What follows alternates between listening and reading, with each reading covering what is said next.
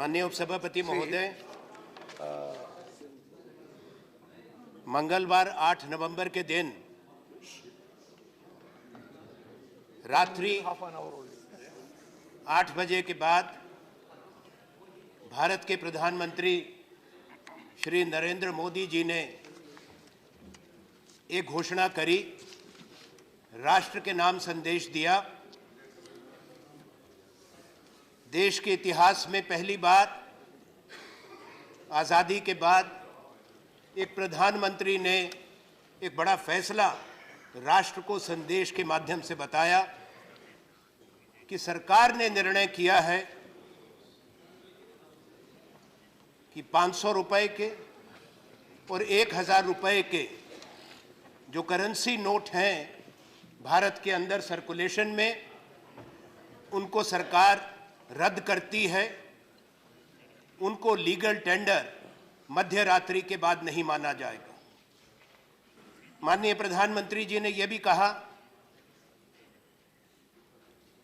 कि देश में काला धन पर प्रहार करने के लिए, आतंकवाद पर रोक लगाने के लिए यह कदम जरूरी है, क्योंकि ये पैसा आतंकवादी इस्तेमाल करते हैं और भारी मात्रा में नकली पैसा, काउंटरफिट करेंसी सर्कुलेशन में है, जो राष्ट्रीय सुरक्षा के लिए चिंता का विषय है।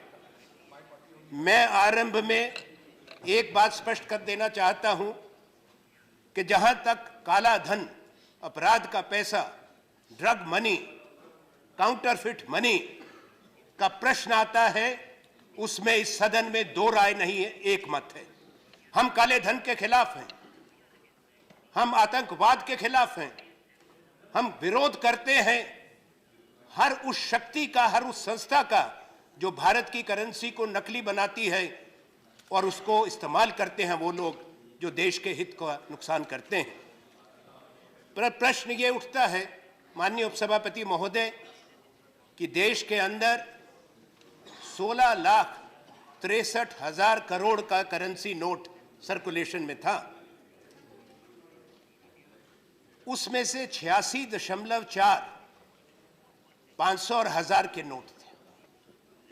तो 86% of the currency was scrapped with one announcement of the Prime Minister. अब प्रश्न ये है कि जब ये निर्णय किया, वित्त मंत्री मौजूद हैं, आप जानते हैं कि मॉनेटरी पॉलिसी पे रिजर्व बैंक का अधिकार है। क्या ये सोच समझ के सरकार ने तय किया था कि 86% पैसा जो बाजार के अंदर है हिंदुस्तान के, वो अधिकांश नकली पैसा है? ये प्रश्न उठता है। वो काले धन का पैसा है?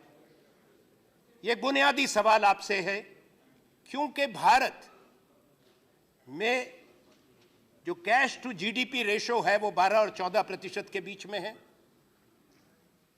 एक वास्तविकता भारत की इकोनॉमी की है, जो नकदी लेन देन है, किसान से लेकर मजदूर, कर्मचारी, छोटा व्यापारी, ढाबे वाला, धोबी, नाई, जो लोग काम करते हैं मेहनत से, वो ना क्रेडिट कार्ड लेके चलते हैं, ना जेब के अंदर चेकबुक लेके चलते हैं।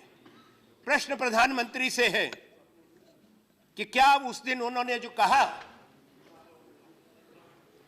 वो इन सब बातों को मद्देनजर रख के ये बात की गई? उपसभापति महोदय, ये बात जानना जरूरी है कि इसी साल भारत की संसद को वित्त राज्य मंत्री ने सूचित किया, वित्त मंत्री से सवाल किया गया था अगस्त महीने में कि कितनी काउंटरफिट करेंसी है, नकली रुपया कितना है। उस पे वित्त मंत्री का जवाब है, मेरे पास उसका उत्तर है। उसमें कुल काउंटरफिट मनी, माननीय आपने कही 0.02% फेक इंडियन करेंसी नोट्स, ये सरकार कर रही है। तो अगर 0.02 सरकार ने स्वयं माना कि नकली करेंसी है, उसको आधार बनाकर यकायक 86% को निकाल दो और देश में एक अघोषित एक ऐसी आपात स्थिति पैदा कर दो कि हिंदुस्तान के नागरिक देश में, गांव में, कस्बों में परेशानी में पड़ जाएं। हम ये सोचते हैं कि सरकार ने हर पहलू को मद्देनजर रख के ये फैसला किया होगा। इसलिए ये पूछना जरूरी है कि पहले काले धन की परिभाषा क्या है। उपसभापति महोदय, वित्त मंत्री इस पे प्रकाश डालेंगे, सदन में पूर्व वित्त मंत्री भी हैं।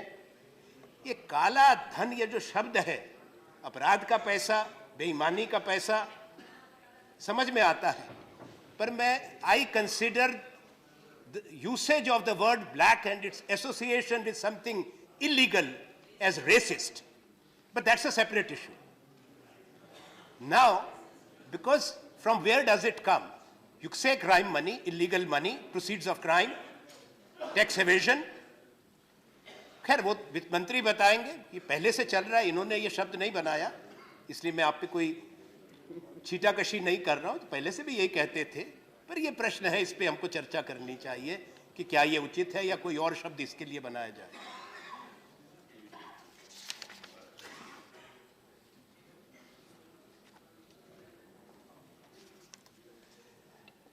उपसभापति महोदय, इसलिए ये सरकार को बताना पड़ेगा कि प्रधानमंत्री जी ने जो उस दिन कहा कि क्या वास्तविक तौर पर जो पैसा हिंदुस्तान के बाजार में था, घरों में था, गृहिणियों के पास था, किसान के पास था, मजदूर के पास था, उसकी पगार का था, सरकारी कर्मचारी के पास था, क्या वो पैसा काला धन था? यह प्रश्न उठता। पूरी दुनिया में एक संदेश गया कि हिंदुस्तान की इकोनॉमी केवल काले धन पर टिकी हुई है, केवल अपराधी, काला बाजारी और नकली नोट रखने वाले हिंदुस्तान की इकोनॉमी को चलाते हैं। यह अफसोस की बात है। आप निर्णय करें, पूरे देश को कलंकित मत करें। यह एक हकीकत है उपसभापति महोदय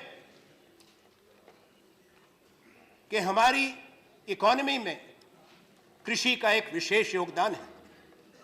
किसान मेहनत करता है, उसकी खून पसीने की कमाई है, वो दिन रात धूप में, बरसात में मेहनत करता है। इसलिए हिंदुस्तान को हाथ नहीं फैलाना पड़ता, भीख नहीं मांगनी पड़ती।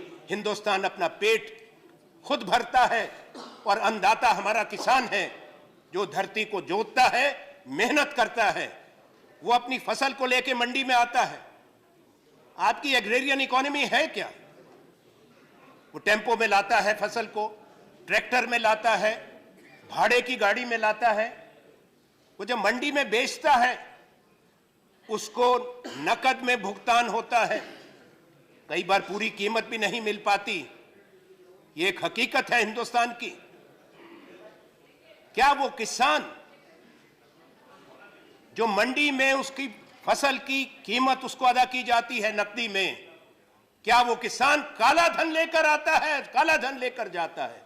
ये प्रश्न उठता है। किसान बीज खरीदता है। आपने फैसला किया, जब खरीफ की फसल की कीमत किसान को मिलनी अभी बाकी है, रबी की फसल की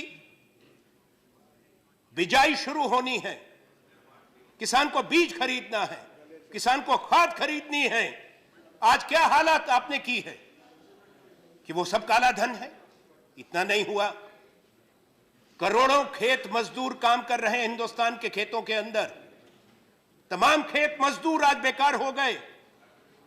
जो 200 रुपए दिन की दिहाड़ी पाता है, वो एक सप्ताह से लाइन में लगा है, कतार में खड़ा है। किसी तरह से 2000 रुपया मिल जाए, वो भी नहीं निकलता। मशीन काम नहीं करती, लंबी लंबी कतारें लगी हैं, करोड़ों लोग लाइनों के अंदर हैं। पर केवल वहीं तक सीमित नहीं है। मेरा प्रश्न ये है कि देश के अधिकांश लोग जो बाहर खाना खाते हैं वो छोटे छोटे ढाबों के अंदर जाते हैं। तो क्या वित्त मंत्री ये चाहते हैं कि हिंदुस्तान का कौन सा किसान ऐसा है जो अपनी धोती तहमत के अंदर क्रेडिट कार्ड की स्वाइप मशीन बांध कर आता है, चेकबुक धोती में बांध कर आता है? कौन सा ढाबा है, कौन सा फुटपाथ पे जो खाना बेचता है जो क्रेडिट कार्ड आपका लेगा? आपने तो कह दिया कैशलेस इकोनॉमी। कौन सी कैशलेस इकोनॉमी है दुनिया के अंदर? अगर दुनिया के अंदर सिर्फ कैशलेस इकोनॉमी होती, आप रातों रात करना चाहते हैं जो दुनिया में बड़े देश आज तक नहीं कर पाए। उपसभापति महोदय, वित्त मंत्री इस पे गौर करें। अगर आपकी बात को, तर्क को मान लिया जाए, बड़ा अच्छा। फिर तो अमेरिका के सेंट्रल बैंक को डॉलर नहीं छापना चाहिए, यूरोपियन सेंट्रल बैंक को यूरो नहीं छापना चाहिए, और इंग्लैंड के अंदर पाउंड स्टर्लिंग नहीं छापना चाहिए। क्रेडिट कार्ड, डेबिट कार्ड में काम चलेगा? क्या जरूरत है पैसा छापने की? आप बाहर जाते हैं देश के, आप जाते हैं, प्रधानमंत्री जाते हैं, उनको खुद तो नहीं भुगताना पड़ता, उनके कर्मचारी अधिकारी करते होंगे, पर उनको भी थोड़ा बहुत पैसा तो लोकल करेंसी चाहिए होती है। आपने क्या किया?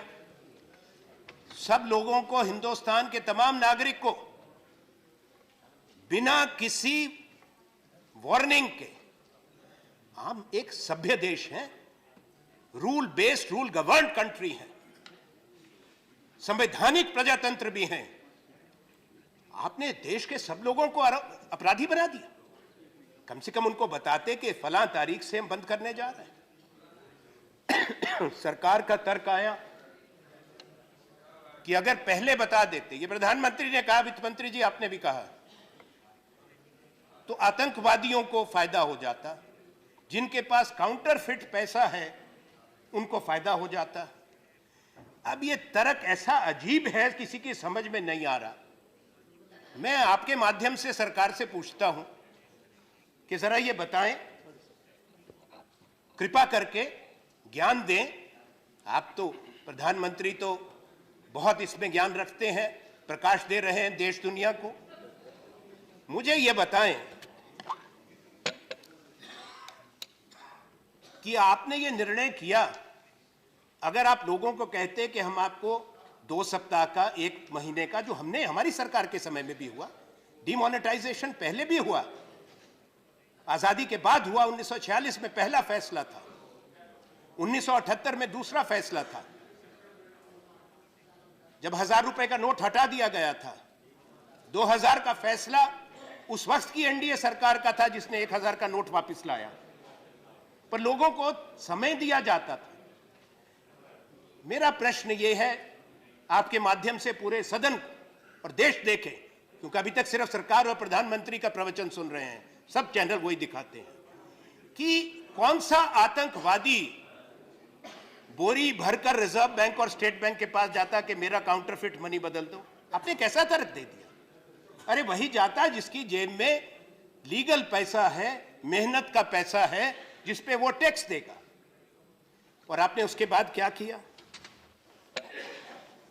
आपने उस पर सीमा लगा दी, दरियादिली करी कि जो विदेशी सैलानी देश के अंदर आए हैं, लाखों, मेरा व्यक्तिगत भी अनुभव है, और कोई ऐसे भी लोग हैं जिनको वित्त मंत्री भी जानते हैं, बहुत बड़े ज्यूरिस्ट हैं हिंदुस्तान के बाहर के, जो उस रात होटल का बिल नहीं दे पा रहे थे, उन्होंने अपना पैसा एक्सचेंज कर लिया था। सरकार ने 12 बजे पाबंदी लगा दी कि जो बाहर के विदेशी नागरिक हैं वो भी केवल 6000 रुपया ले जा सकते हैं। होटल ने जो ट्रेवलर्स चेक इन कैश कर दिए थे, एयरपोर्ट पे जिनके ट्रेवलर्स इन कैश हो गए, लाखों सैलानी, उनको वापस उनका पैसा उनकी करेंसी में हिंदुस्तान ने नहीं दिया। पूरी दुनिया के अंदर यह सवाल उठ गया। पूरे आज के समाचार पत्र भरे हैं, आज के समाचार पत्र। वित्त मंत्री जी ये गौर करें, पूरे दुनिया के बड़े देशों ने, उनके एम्बेसडर्स और हाई कमिश्नर्स ने अपने देश के नागरिकों को एडवाइजरी भेज दी है कि हिंदुस्तान आने से पहले तक कई बार सोचो। आज के अखबार भरे पड़े हैं, ये पूरी दुनिया में आपने मैसेज दिया, एक संदेश कि ये देश पूरा काला बाजारियों का देश है, 86% पैसा काला बाजार और अपराध का पैसा है।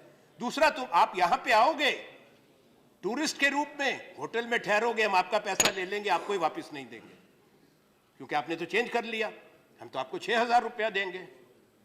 फिर आपने और किया, बड़ी दरियादिली करी माननीय प्रधानमंत्री ने हिंदुस्तान के लोगों पे, कहा आप पैसा निकाल सकते हो 11 तारीख तक, अब उसको बढ़ाते जा रहे हैं, कतार बढ़ती जा रही है, म्याद बढ़ती जा रही है। तो क्या कहा आपने, 4,000 रुपया आप जाके बदल लो। धन्यवाद। ऐसे दरियादिल वजीर आजम, वो बहादुर शाह जफर के बारे में एक शेर था कि उम्र दराज मांग कर लाए थे 4 दिन, 2 आरजू में निकल गए 2 इंतजार में। अब तो ये है कमा कर लाए थे 4, 2 कमाने में निकल गए, 2 बदलने में निकल गए, 2 कतार में निकल गए, 2 बदलने में लग गए, 2 कमाने में, 2 बदलने में, 2 दिन कमाओ और 2 दिन में बदलो। एक ऐसी नई आपने ऐसा एक हालात पैदा किए, बड़ा एहसान किया कि हर व्यक्ति को यह कहा कि तुम आओ, हम बड़े न्यायोचित निर्णय करते हैं, 4,000 रुपया निकाल लो। साथ में बैंक का खाता है, हम सबका खाता है, गरीब का भी खाता है, कर्मचारी का बैंक का अकाउंट है, बचत खाते हैं, छोटे व्यापारी का खाता है, करोड़ों खाते हैं। आपकी तो ढोलक की जनधन योजना की है, पर अगर आप खुद कहते हो कि उनकी जांच करेंगे, आप खुद ही मान रहे हो कि वो 0 बैलेंस के अकाउंट थे, रोज सरकार कहती है अब जांच करेंगे, उसमें पैसा आया तो सरकार कार्रवाई करेगी, तो काहे खोलवाए थे। पर दूसरी बात एक है, एक सरकारी कर्मचारी है, एक छोटा मजदूर है जो खेत में काम करता है, एक मजदूर है जो सिर पे ईंट मिट्टी लेके इमारतें बनाते हैं, कंस्ट्रक्शन लेबर है, कोई और लोग हैं जो सर्विस सेक्टर में हैं, हम सब लोग हैं, हमारे खाते हैं, हम उस पे टैक्स देते हैं, सरकार टैक्स लेती है, उसको आप कौन से पैसा कहेंगे?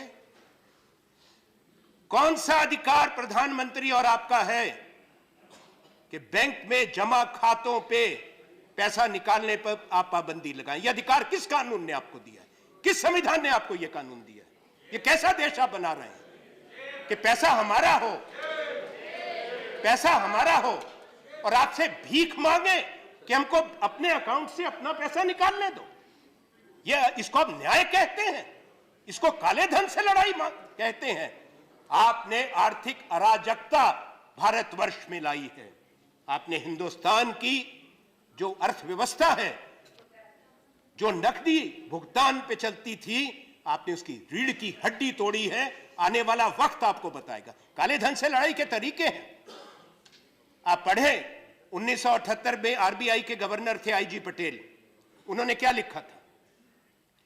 पटेल ही थे वित्त मंत्री, सरकार का फैसला था, आरबीआई के गवर्नर को कहा गया, क्या कहा गया कि सरकार 1,000, 5,000 और 10,000 का नोट डिमोनेटाइज करेगी।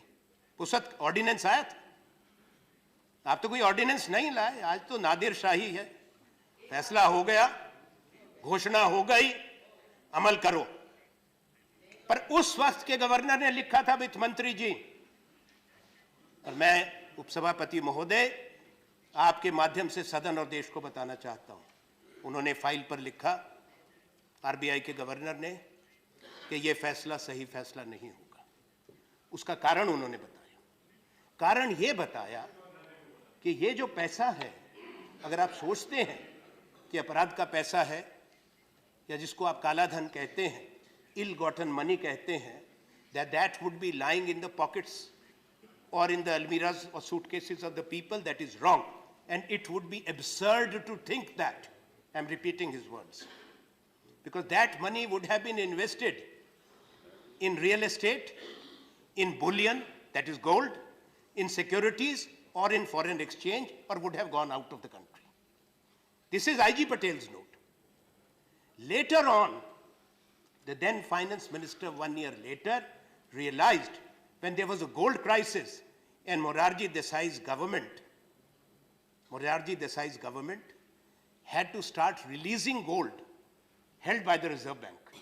Is this a fact or not? प्रश्न ये है कि आपने तो फैसला किया। दो बात है, अगर मैं सही कहूं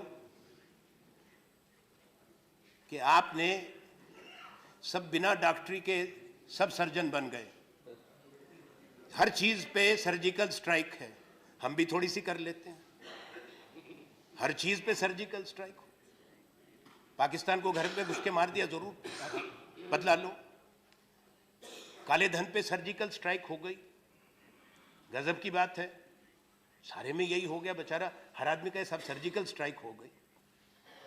अब ये क्या सर्जिकल स्ट्राइक हुई? पहले तो प्रश्न ये है कि श्रीमान, आपके पास सूचना है स्विस बैंक में किसका पैसा है, सूची आपके पास है। लाइखनस्टाइन की सूची आपके पास है। 83 देशों के साथ हमारे सब समय में भी समझौता था। HSBC के आपके पास सूची है, आपके पास सूची है because of the information sharing agreement that we have signed. If you are trying to give this impression to the country that India started thinking about fighting money laundering and black money, then Prime Minister is living on a different planet. This had started long back. The former Prime Minister is here, the former Finance Minister is here. And you must acknowledge, your Prime Minister does not have the grace to acknowledge that this started and he's just continuing. तो बताएं देश को कि किसका कौन उस सूची में है। नाम बताएं देश को आज प्रधानमंत्री, हमारी मांग है उस सूची में सब लोगों को नामजद करो, तो पता लगे उसमें से कितने आपको माला पहनाने वाले हैं। ज्यादा बहुमत उन्हीं का निकलेगा, उनके नाम क्यों नहीं बताते?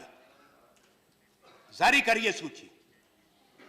काले धन की बात करते हैं, लोगों के गरीबों के पैसे की बात करते हैं, तो सूची जारी करे सरकार तमाम उन लोगों की जिन्होंने भारत के बैंक से, जहां पे गरीब का, किसान का, मजदूर का, कर्मचारी का पैसा है, 5,000 करोड़ से ज्यादा पैसा कर्जे में लिया है और वापस नहीं किया है, और 50-50 हजार करोड़ के, 80-80 हजार करोड़ के कर्जों को आपने रिस्ट्रक्चर किया है 2 साल के अंदर।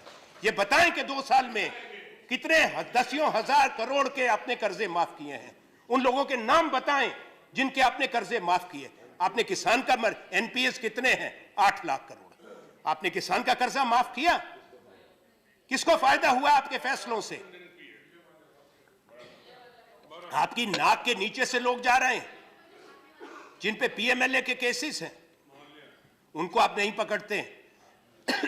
आपकी सारी सरकारी तंत्र, आपका सारा शासन तंत्र मान्य उन लोगों के लिए है, लाभ उनको पहुंचाओ जो आपके मित्र हैं, चोट उनको पहुंचाओ जो आपसे सवाल करें। उपसभापति महोदय, एक गंभीर बात मैं सब माननीय सदस्यों के सामने लाना चाहता हूं। ये देश साझा है, हम सबका देश है।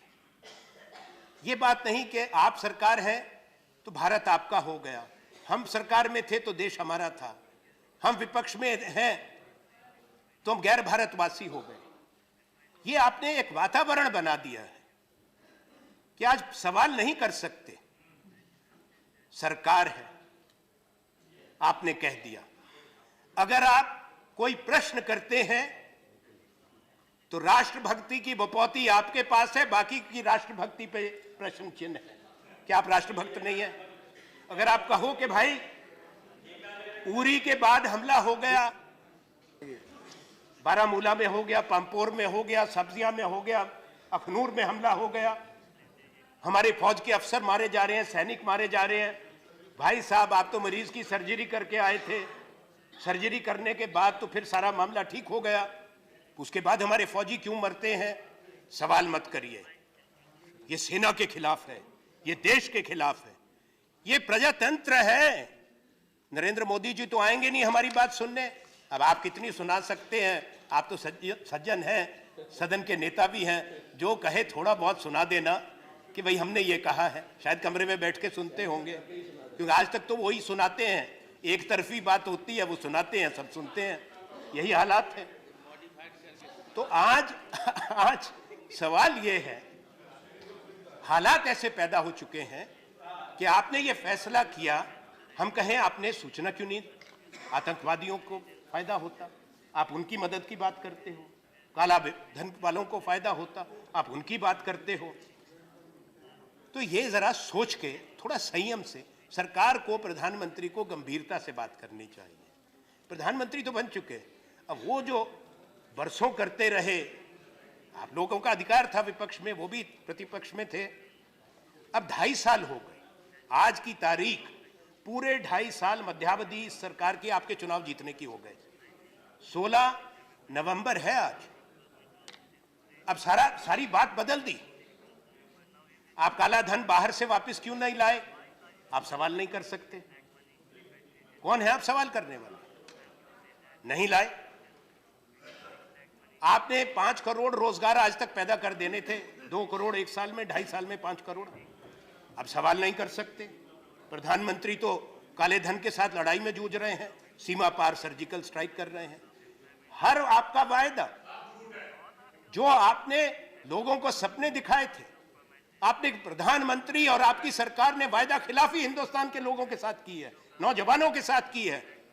आज बेकारी बढ़ रही है, भूखमरी बढ़ रही है, त्राही त्राही देश में है। आप एक ऐसी दुनिया दिखा रहे हैं कि सब कुछ ठीक है, सब कुछ ठीक हो गया, अच्छे दिन आ गए। अगर अच्छे दिन की परिभाषा ये है, तो आज देश के लोग कहेंगे कि ये परिभाषा बदली जाए। जो आपने किया, आपने सारी बात पर पर्दा डाल दिया और नई बात इस तरह सनसनीखेज तरीके से आप लेकर आ गए। जो बुनियादी सवाल हैं, वित्त मंत्री जी, आपकी सरकार को ये जवाब देने होंगे। हमारा एक और कहना जरूरी है। जब माननीय प्रधानमंत्री जी ने ये प्रवचन दिया राष्ट्र के नाम संदेश में, उम्मीद ये रखते हैं कि पूरी इंतजाम किया होगा, पूरी तैयारी की होगी। वो तैयारी जो आपने की, उसके बाद ये बद इंतजामी कैसे? अगर आपकी तैयारी पुख्ता थी, 86% करेंसी निकाल दी आपने, तो अगले दिन बैंक में उपलब्ध होनी चाहिए थी। आपने कहा वो एटीएम को रिकैलिब्रेट करेंगे, आपने कहा, प्रधानमंत्री ने कहा, तो 9 नवंबर को बैंक बंद रहेंगे, 9 नवंबर को एटीएम बंद रहेंगे। ठीक बात। फिर 10 नवंबर से क्या हुआ? बैंक में पैसा नहीं, वो 2000 काला धन से लड़ने चले हो उपसभापति महोदय।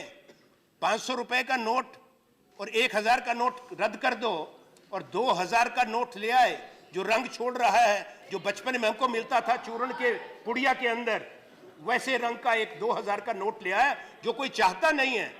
अब 2000 का नोट लेके गरीब आदमी कहां जाए, किसके पास उसका भुगतान करे? सब्जी वाले के पास जाएगा, वो छूटा नहीं है, ढाबे में जाएगा, छूटा नहीं है। अब ये बचपन में हमको दिखता था, आपने भी देखा होगा। इससे जो लोग हिंदुस्तान के स्कूल में गए हैं, प्रधानमंत्री भी पाठशाला गए हैं, ये बचपन में मिलता था हमको।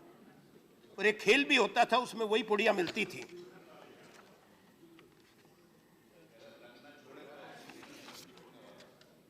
कई साथी बता रहे हैं कि कितने लोग आज मर गए लाइन में लगे हुए। खैर मैं वो नहीं, क्योंकि आपकी सरकार संवेदनहीन है। मुझे बड़े दुख के साथ एक बात कहनी पड़ती है। प्रधानमंत्री ने राष्ट्र के नाम एक नहीं, अब 5 प्रवचन दे दिए, संदेश। गोवा में दिया, अब गोवा में भावुक हो गए। हमें गाजीपुर भी आऊंगा, गोवा से शुरू हुआ, गाजीपुर जरूर पहुंचूंगा। अब गोवा जापान से शुरू हो गए, वहां बुलेट ट्रेन में घूम रहे हैं, यहां कतारें हैं सुबह 3 बजे से। मुझे कहने में शर्म आती है, बुजुर्ग लोग एक हाथ में पानी की बोतल और एक हाथ में पानी छोड़ने की बोतल। पूरी पूरी रात अगर बाप सोने चला गया तो बेटा लाइन में, अगर बेटा नहीं है तो बेटी लाइन में, बूढ़ी मां लाइन में। ये आपने कहा, पर आपने गोवा में कहा और उसके बाद उसको गाजीपुर में दोहराया। दो बात कि मैं भ्रष्टाचार से लड़ रहा हूं। जिन लोगों ने देश को लूटा, किसने लूटा? आपको खाली खजाना मिला था। जिन्होंने देश को बनाया, प्रधानमंत्री जी अपने प्रीडिसेसर्स को, पूर्व प्रधानमंत्रियों को आपने अपमानित किया एक साथ। सिर्फ जवाहरलाल नेहरू से शुरू होकर नहीं, इंदिरा गांधी, राजीव गांधी नहीं, उसमें चौधरी चरण सिंह भी हैं, उसमें वीपी सिंह भी शामिल हैं, उसमें अटल बिहारी वाजपेयी शामिल हैं, उसमें देवे गौड़ा शामिल हैं, उसमें चरण सिंह, सब लोग शामिल, मुरारजी देसाई, चंद्रशेखर, सारे पूर्व प्रधानमंत्री एक साथ कलंकित कर दिया एक हाथ में। दूसरी आपने क्या बात कही? दूसरी बात आपत्ति की बात, और प्रधानमंत्री तो गजब की बात, तो बोलते भी तो हैं क्या कयामत लाते हैं। अब उन्होंने क्या कहा? ताली वाली बजाकर, मैं तो नहीं बजाऊंगा, सदन है, सदन की गरिमा को जानता हूं। उन्होंने क्या कहा गोवा में? उन्होंने कहा, भाइयों बहनों, मैंने तमाम उन लोगों को, आज कौन लोग कतार में खड़े हैं? वो लोग कतार में खड़े हैं जो दो जी के घोटाले में थे, जो कोयले के घोटाले में थे, जो काले धन के व्यापार करते हैं, जो काले धन के प्रतिनिधि हैं। मैं निंदा करता हूं नरेंद्र मोदी प्रधानमंत्री जी की कि आपने हिंदुस्तान का गरीब आदमी जो 5 दिन से 6 दिन से कतार में खड़ा है 2000 रुपए निकालने के लिए, 4000 रुपए बदलाने के लिए, आपने उसको अपराधी कहा, कालाबाजारी कहा, स्कैमर कहा। प्रधानमंत्री को माफी मांगनी चाहिए। आपने कहा, पूरे देश ने सुना, पूरे देश ने सुना, पूरी दुनिया ने सुना। इससे बढ़ के गलत बात नहीं हो सकती। मैं चाहता हूं, आप इनकार नहीं कर सकते, क्योंकि टेलीविजन सिर्फ उन्हीं को दिखाता है। लोगों का सिर दर्द हो गया सुन सुन के, रहम करिए देश पे। जब टेलीविजन खोलो उसके बीच में से नरेंद्र मोदी निकल जाते हैं, ऐसी बात बोलते हैं जो लोगों को हजम नहीं होती है। क्या हो गया देश में? ऐसा प्यार हो गया उनका। अच्छा सुनिए, बात यहीं तक हो जाती, गाजीपुर पहुंच गए, यानी बड़ी गंभीर बात है और पूरा सदन इसको देखे। प्रधानमंत्री ने कहा कि मेरी जान को खतरा है, मुझे मार देंगे। उन्होंने अपनी छाती वाती भी पीटी। उन्होंने कहा, मैंने सब कुछ त्याग दिया। ऐसा त्याग तपस्वी सब लोग कर लें कि ऐसे वायदे दिखाएं, ऐसे सपने दिखाएं, प्रधानमंत्री बन जाओ, पूरी दुनिया घूमो, दिन में 5 बार पोशाक बदलो और फिर कहो सब त्याग तपस्या हो गई। बड़ा त्याग है। और आपको कौन मारना चाहता है? सरकार ये बयान दे, आज से संसद का शीतकालीन सत्र आरंभ हो गया। अब आप बताओ प्रधानमंत्री जी, गृह मंत्री, कि प्रधानमंत्री ये क्या सूचना सरकार के पास है? कौन सी साजिश है? कौन से संगठन है? कौन से लोग हैं जो भारत के प्रधानमंत्री की हत्या करना चाहते हैं? ये बताना पड़ेगा आपको। हम ये क्योंकि देश के प्रधानमंत्री हैं। जब एक बार शपथ हो गई, चुनाव आप जीत गए, हिंदुस्तान के प्रधानमंत्री अगर खुद कहते हैं कि मेरी हत्या हो सकती है, तो कौन लोग मारना चाहते हैं? संसद को बताओ, देश को बताओ, उनके खिलाफ कार्रवाई करो। जो प्रधानमंत्री को हम बर्दाश्त नहीं कर सकते अगर ऐसी कोई साजिश है। पूरा सदन उसकी भर्त्सना करता है अगर प्रधानमंत्री की जान को कोई खतरा है। पर अगर एक भावुकता को आप ग्रहण करके एक भ्रामक प्रचार करो, वो गरीब, वो मजदूर, वो लाचार, वो किसान, उनको कलंकित करने के बाद इस तरह के भावनाओं को भड़काओ, ये न्यायोचित नहीं। और काले धन की लड़ाई यहीं नहीं खत्म हो जाती माननीय। काले धन की लड़ाई अगर आपको लड़नी है, मैं आपसे पूछना चाहता हूं, भारतीय जनता पार्टी पिछले चुनाव के अंदर, मैंने चुनाव में कहा था इसलिए दोहरा रहा हूं, और प्रधानमंत्री जी ने उस वक्त प्रधानमंत्री नहीं थे, अपनी प्रतिक्रिया दी थी। हमने कहा था कि आप कम से कम 15,000 करोड़ रुपया अपने प्रचंड प्रचार तंत्र के लिए इस्तेमाल कर रहे हैं। प्रधानमंत्री जी ने अपना कैंपेन छोड़कर, वो अपना मैच फिक्सिंग होती है, क्रिकेट में होती है, पॉलिटिक्स में भी हो गई, वो आपके ही एक उसकी चैनल पे बैठ के इंटरव्यू दिया और हमको चुनौती दी कि हम साबित करें, आप हमारे पास इतने दिन रह गए हैं, आप साबित करो कि हम इतना पैसा इस्तेमाल कर रहे हैं। उसके बाद एक इंटरनेशनल मनी वॉच ग्रुप की रिपोर्ट आई, जिससे ये मालूम हुआ, और 5 प्रतिनिधि, मैं दूसरे देशों की बात है, नाम नहीं लूंगा, पर उनके राजदूत और हाई कमिश्नर मुझसे मिले, मैं भारत सरकार का वजीर था, उन्होंने कहा मुझसे that you are being very generous to your political opponents. As per this money watch group, जो पैसा इनके पास है वो कम से कम 23-24 हजार करोड़ ये खर्चा कर रहे हैं। वो पैसा कौन सा पैसा आपके पास था? 80-80 जहाज चल रहे हैं, 100-100 हेलीकॉप्टर दौड़ रहे हैं, कोई गंगा में डुबकी लगा के वो पैसा आया था? किसका पैसा था आपका? आप आज जो साधु, तपस्वी, साधु, सन्यासी, त्यागी, तो पैसा किसका था? आप क्या बताना चाहते हैं लोगों को? कहां से आ गया?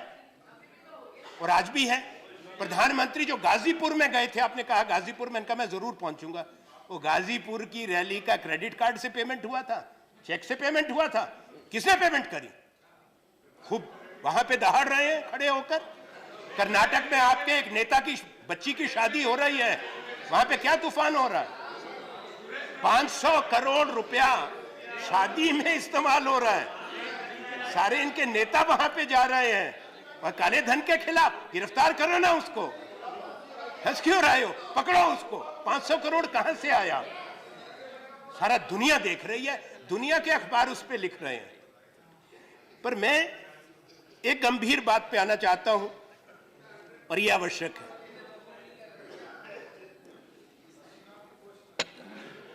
वो गंभीर बात यह है, और सदन इस पे गौर करे, कि जहां एक तरफ देश में ये हालात आपने पैदा किए, दूसरी तरफ इंतजाम नहीं, पैसा नहीं, एटीएम खाली है, लोग परेशान हैं। फिर आप लोगों के घाव पर घाव भी आपने दिया, उस पे मलहम लगाने की जगह कि भाई एटीएम चलवा दो, उस पे नमक मिर्च प्रधानमंत्री, वित्त मंत्री आप लोग लगा रहे हैं। रोज जो पैसा मांग रहा है, लोगों की बेटियों की शादियां रद्द हो गई, पिताओं ने, माताओं ने आत्महत्याएं कर ली, बारातें वापस जा रही हैं, प्राइवेट अस्पताल पैसा नहीं ले रहा, मरीजों की लाश को रिलीज नहीं कर रहा, मरीज वहां तड़प रहे हैं। ये पूरे हिंदुस्तान की कहानी है। आपको जिसकी बेटी की शादी टूट गई, जिसके बाप ने आत्महत्या कर ली, जो कतार में खड़े होकर मर गए, कोई संवेदन है? आप संवेदनहीनता से काम ले रहे हैं। पर सबसे गंभीर बात यह है, एक तो बद इंतजामी, पर आपने इंतजाम किया, मैं आपको बद इंतजामी नहीं कह सकता, क्योंकि आज स्टेट बैंक ऑफ इंडिया की रिपोर्ट आई है। उस रिपोर्ट में क्या है? उस रिपोर्ट में है कि मार्च महीने से स्टेट बैंक को पता था कि ये 500 और 1000 के नोट वापस होंगे। अगर मार्च महीने से पता था, तो अब स्टेट बैंक क्यों कह रहा है कि अभी रिकैलिब्रेट करने में और 3 हफ्ते 4 हफ्ते लगेंगे? क्यों? तैयारी क्यों नहीं की थी? तो मालूम था। गुजरात के अखबार में छप गया अप्रैल महीने में गुजरात में समाचार पत्रों में छप गया। मैं साथ लाया हूं और सभा पटेल पे रखूंगा। अरे छोड़िए ना, आप सुन लो। देखिए, मैं जो कह रहा हूं सोच के कहता हूं, ऐसे नहीं कहता हूं। मेरे पास सब कागज है। यह अमर उजाला का है, ये देख लो। ये है 28 अक्टूबर की खबर। शर्मा जी, सर मैं बता रहा हूँ, दैनिक जागरण का। Please number of speaker. ये इसमें नहीं, कोई नहीं, थोड़ा सा। Your party has given 8 names. What do I do? I will cut it. Business, I will cut your name standard में then. छप गया। कोई टाइम लिमिट नहीं है साहब। ये देखिए, गुजरात के समाचार पत्र में अप्रैल महीने में खबर, स्टेट बैंक ऑफ इंडिया की रिपोर्ट जो है, मार्च में उन्होंने रिपोर्ट तैयार कर ली कि 500 और 1000 का नोट वापस होगा। 20 अक्टूबर को ये खबर बाहर आई, अंग्रेजी के अखबार में छप गई 21 के। फिर दैनिक जागरण जो है, बड़ा अखबार है हिंदुस्तान का, दैनिक जागरण सब जानते हैं, आप भी जानते हैं, उन्होंने, आपका ये है, आपका उनसे झगड़ा तो नहीं हो सकता, झूठी खबर तो नहीं छापेंगे, उन्होंने भी छाप दिया। अब हुआ क्या है, ये गंभीर बात है कि जब बड़ा इतना फैसला होता है उसमें सीक्रेसी होती है, गोपनीयता होती है। प्रधानमंत्री ने और आपने कहा कि अगर हम लोगों को कह देते कि बदल लो, तो आतंकवादी पैसा बदल लेते, अपराधी बदल लेते। वाह, पर आपने गोपनीयता नहीं रखी। You never kept the secrecy, this information was selectively leaked. Your BJP units have deposited crores. इसलिए मेरी आज ये मांग है, अभी बताएंगे, अभी नहीं, इन पे नहीं मैं कह रहा हूं, मैं वित्त मंत्री जी का आदर करता हूं, इनको नहीं कह रहा। मेरी इस समय वित्त मंत्री के साथ पूर्ण सहानुभूति है। आप नेता सदन भी हैं, मित्र हैं, इतने उच्च कोटि के विद्वान हैं, आपसे नहीं शिकायत, ये तो व्यवस्था की बात है। यहां तो हुकूमत ऐसी है, हमारे यहां एक राजस्थान में पुरानी कहावत थी, मैं आप लोगों की तरफ कह रहा हूं, इस तरफ नहीं, कि पंडित जी को कहनो है इसी गांव में रहनो है, बिलाऊ ले गई ऊंट को, हाँ जी कहनो है। तो आपका तो यही हिसाब है, मोदी जी कह दिया बिल्ली ले गई ऊंट को, आप भी कहोगे ले गई, मैंने भी देख लिया। तब सवाल एक है, अच्छा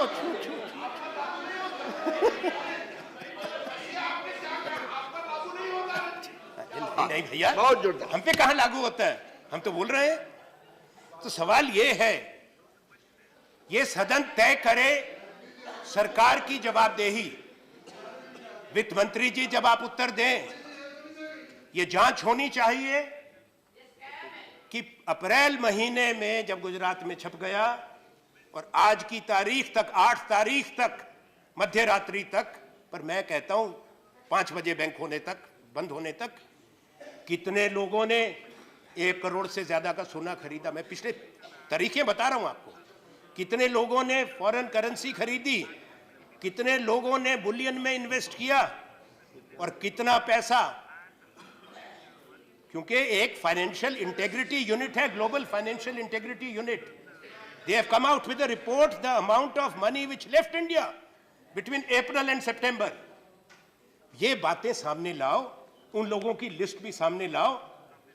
पकड़ तो लिया आपने गरीब को, उसको बना दिया काले धन का व्यापारी, उसको बना दिया अपराधी, और खुद लेके चौपट हो गए। उन लोगों की कोई सूची नहीं है, क्योंकि वो आपके जब सूची निकलेगी तो हिंदुस्तान का सबसे बड़ा स्कैम काले धन को दूर करने के नाम पे सामने आएगा, उसकी जांच होनी चाहिए। अगर हम मांग करते हैं तो क्यों मांग करते हो, आपत्ति करते हैं क्यों आपत्ति करते हो, तो ये बात आप बंद कर दें। प्रतिपक्ष का एक कर्तव्य है, मैंने आरंभ में कहा, दोहराता हूं अंत में, काले धन के खिलाफ इस देश में कई बार कदम उठाए गए, बड़े कानून लाए गए, सूचना का अधिकार का कानून भी आया, विसल ब्लोअर एक्ट की भी बात हुई, जुडिशियल अकाउंटेबिलिटी बिल की बात हुई, प्रिवेंशन ऑफ करप्शन एक्ट आया, मनी लॉन्ड्रिंग जिसको आप डाइल्यूट करना चाहते हैं, prevention of money laundering act लाया, पहले तो लाया। तो ये दिखाना कि आप ही करते हैं, कृपा करके ऐसा मत करो, ये देश को इस तरह से मत बांटो कि राष्ट्रभक्त और ये राष्ट्र विरोधी, आप साधु संत तपस्वी, यहां सारे दूसरे, ये कृपा करिए, यहां पे भी सब लोग देश का सोचते हैं, पर आप गरीब का सोचो, देश की इकोनॉमी का सोचो।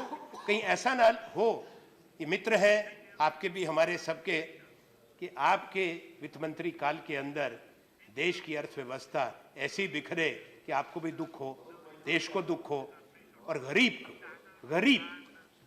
जो है आहत दे। मोदी जी को तो हम दीर्घायु की कामना करते हैं, और इस आग्रह के साथ कि वो बता दें कि क्या सूचना उनके पास है, क्योंकि कोई इसको बर्दाश्त नहीं करेगा हिंदुस्तान के प्रधानमंत्री को किसी तरह का कोई संकट हो। धन्यवाद। Thank you. Thank you very much.